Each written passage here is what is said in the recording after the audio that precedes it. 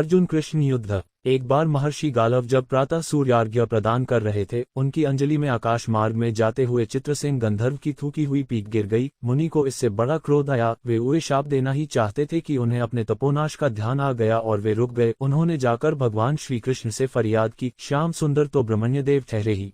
झट प्रतिज्ञा कर ली। 24 घंटे के भीतर चित्रसेन का वध कर देने की। ऋषि को पूर्ण संतुष्ट करने के लिए उन्होंने माता देवकी तथा महर्षि के चरणों की शपथ ले ली। गालव जी अभी लौटे ही थे कि देवर्षि नारद वीणा झनकारते पहुंच गए। भगवान ने उनका स्वागत आतिथ्य किया। शांत होने पर नारद जी ने कहा, प्रभो, आप तो परमानंद कंद कहे जाते हैं। आपके दर्शन से लोग विषाद मुक्त हो जाते हैं, पर पता नहीं क्यों आज आपके मुख कमल पर विषाद की रेखा दिख रही है। इस पर श्याम सुंदर ने गालव जी के सारे प्रसंग को सुनाकर अपनी प्रतिज्ञा सुनाई। अब नारद जी को कैसा चैन आनंद आ गया। झटपट चले और पहुंचे चित्रसेन के पास। चित्रसेन भी उनके चरणों में गिर अपनी कुंडली आदि लाकर ग्रह दशा पूछने लगे। नारद जी ने कहा, अरे तुम अब ये सब क्या पूछ रहे हो?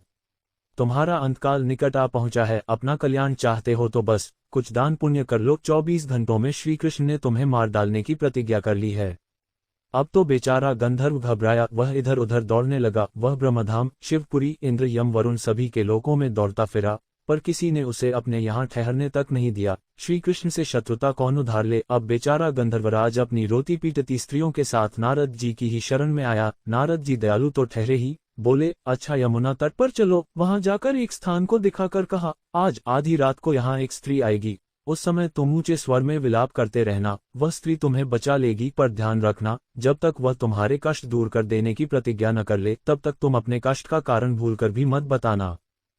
नारद जी भी विचित्र ठहरे। एक ओर तो चित्रसेन को यह समझाया, दूसरी ओर पहुंच गए अर्जुन के महल में सुभद्रा के पास। उससे बोले, सुभद्रे, आज का पर्व बड़ा ही महत्वपूर्ण है। आज आधी रात को यमुना स्नान करने तथा दीन की रक्षा करने से अक्षय पुण्य की प्राप्त होगी। आधी रात को सुभद्रा अपनी एक दो सहेलियों के साथ यमुना स्नान को पहुंची। वहां उन्हें रोने की आवाज सुनाई पड़ी। नारद जी ने दीनोद्धार का महात्म्य बतला ही रखा था। सुभद्रा ने सोचा, चलो अक्षय पुण्य लूट ही लूं। वे तुरंत उधर गईं तो चित्रसेन रोता मिला। उन्होंने लाख पूछा, पर वह बिना प्रतिज्ञा के बतलाए ही नहीं। अंत में इनके प्रतिज्ञाबद्ध होने पर उसने स्थिति स्पष्ट की। अब तो ये सुनकर सुभद्रा बड़े धर्म संकट और असमंजस में पड़ गईं। एक ओर श्रीकृष्ण की प्रतिज्ञा, वह भी ब्राह्मण के ही के लिए, दूसरी ओर अपनी प्रतिज्ञा। अंत में शरणागत त्राण का निश्चय करके वे उसे अपने साथ ले गईं। घर जाकर उन्होंने सारी परिस्थिति अर्जुन के सामने रखी। अर्जुन का चित्रसेन मित्र भी था। अर्जुन ने सुभद्रा को सांत्वना दी और कहा कि तुम्हारी प्रतिज्ञा पूरी होगी।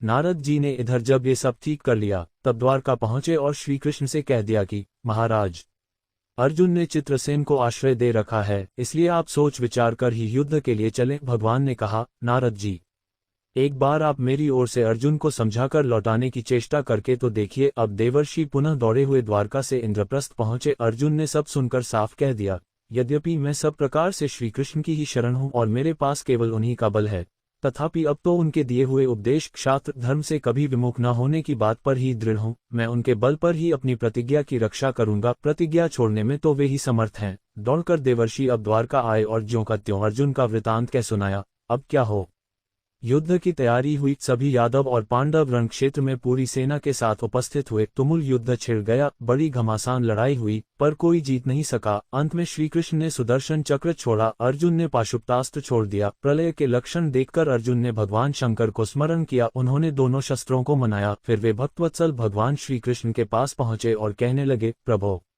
राम सदा सेवक रुचि राखी। वेद पुराण लोक सब राखी। भक्तों की बात के आगे अपनी प्रतिज्ञा को भूल जाना तो आपका सहज स्वभाव है। इसकी तो असंख्य आवृत्तियां हुई होंगी। अब तो इस लीला को यहीं समाप्त कीजिए। बाण समाप्त हो गए। प्रभु युद्ध से विरत हो गए। अर्जुन को गले लगाकर उन्होंने युद्धश्रम से मुक्त किया। चित्रसेन को अभय किया। सब लोग धन्य धन्य कह उठे, पर गालव को ये बात अच्छी नहीं लगी। उन्होंने कहा, ये तो अच्छा मजाक रहा। स्वच्छ हृदय के ऋषि बोल उठे, लो मैं अपनी शक्ति प्रकट करता हूँ। मैं कृष्ण, अर्जुन, सुभद्रा समेत चित्रसेन को जला डालता हूँ। पर बेचारे साधु ने ज्यों ही जल हाथ में लिया, सुभद्रा बोल उठी, मैं यदि कृष्ण की भक्त हूँ और अर्जुन के प्रति मेरा प्रतिवृत्य पूर्ण हो तो ये जल ऋषि के हाथ से पृथ्वी पर न गिरे। ऐसा ही हुआ। गालव बड़े लज्जित हुए। उन्होंने प्रभु को नमस्कार किया और वे अपने स्थान पर लौट गए। तदनंतर सबों अपने अपने स्थान को पधारे।